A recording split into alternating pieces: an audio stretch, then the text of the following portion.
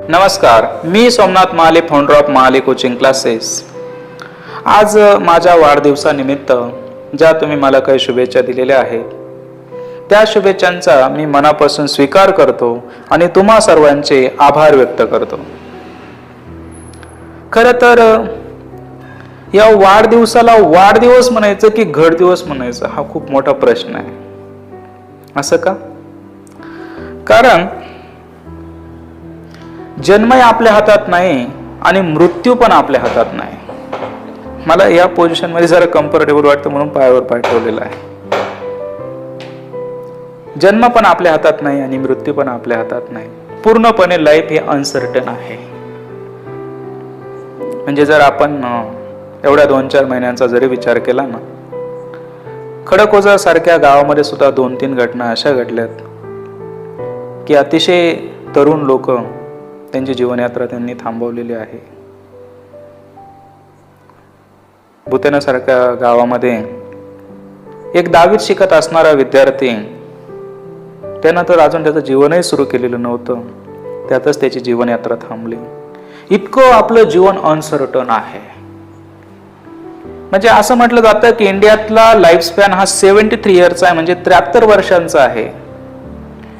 पण या गोष्टीची कुठलीही गॅरंटी नाही की आपण 73 वर्षापर्यंत जगणार आहोत. इतकं ते अनसर्टन आहे. बरं, अनसर्टन हा शब्द जरी आपण थोडा वेळ बाजूला ठेवला ना, तरी पण आपण काही इथं 1500 वर्षासाठी नाही आहेत, अतिशय कमी कालखंडासाठी आहोत. म्हणजे मी तर कधी कधी असं सांगतो की आता चालू आहे 2025, येणाऱ्या 100 वर्षात म्हणजे 2125 ला तुम्ही ज्या कोणाला आता बघत आहात किंवा जे कोणी तुम्हाला बघत आहात त्यापैकी कोणीच नसणार आहे. इवन आज जन्माला आलेला एखादा मुलगा किंवा मुलगी वाटेवर चाइल्ड असेल तर ते सुद्धा येणाऱ्या 2125 ला नसणार आहे. म्हणजे 2125 ला नवीन जग सुरू होणार आहे. यातलं कोणीच नसणार आहे. ना शिकवणारा असणार आहे ना शिकणारा असणार आहे. इतकं हे सर्टन आहे, इतकं सर्टन. जन्माला आल्यापासून आपलं हार्ट कंटिन्यू वर्क करतंय, कधीच त्याने विश्राम घेतलेला नाही. एक दिवस त्याला विश्राम घ्यावा लागणार आहे.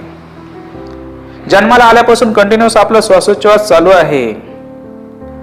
हे जे लंग्स आहेत ना, हे काही स्टेनलेस स्टील पासून बनलेले नाहीत, आणि असले तर स्टेनलेस स्टील सुद्धा संपणार आहे. पण हे लंग्स तो मसल पासून बनलेले, हार्ट मसल पासून बनलेलं आहे. त्यामुळे त्याला एक दिवस विराम करावाच लागणार आहे, आराम करावाच लागणार आहे, ते थांबणार आहे. एवढी सर्टन गोष्ट आहे. तर या छोट्याशा लाईफ मध्ये कुठल्याही प्रकारचा अहंकार बाळगणं अतिशय व्यर्थता आहे या गोष्टीची. मी तर असं म्हणेन की आपण या पूर्ण जगामध्ये एक डॉट सुद्धा नाही.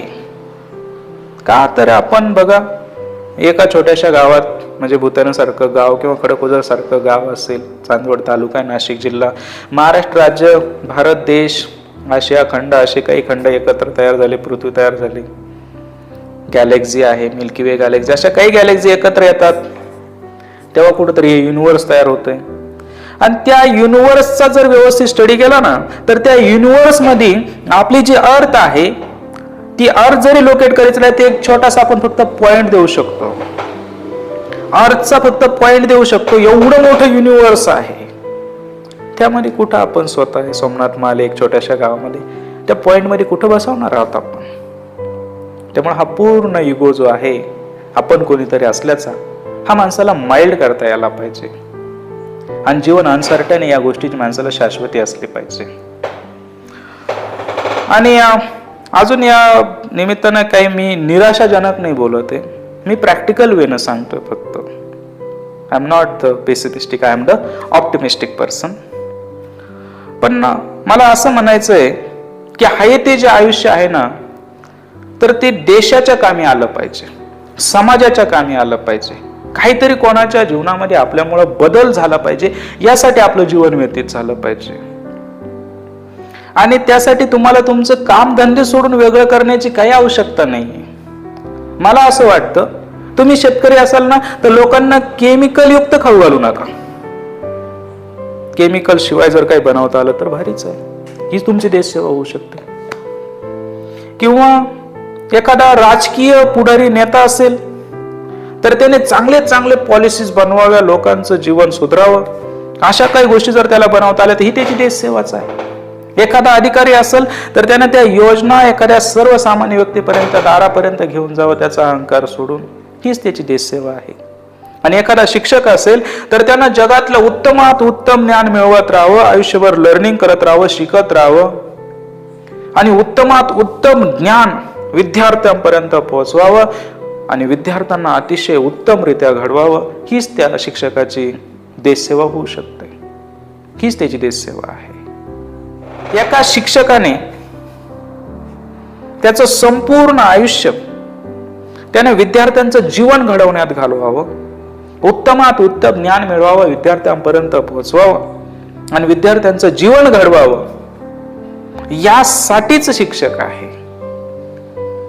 आणि हे जर काम एखादा शिक्षक प्रामाणिकपणे करत असेल तर हीच त्या शिक्षकाची देशसेवा आहे. त्याला वेगळी देशसेवा करण्याची आवश्यकता नाही, असं मला वाटतं वैयक्तिकरित्या. माझा दिवसही शिकवण्यासाठी सुरू होतो आणि माझा दिवसही शिकवतानाच मावळतो.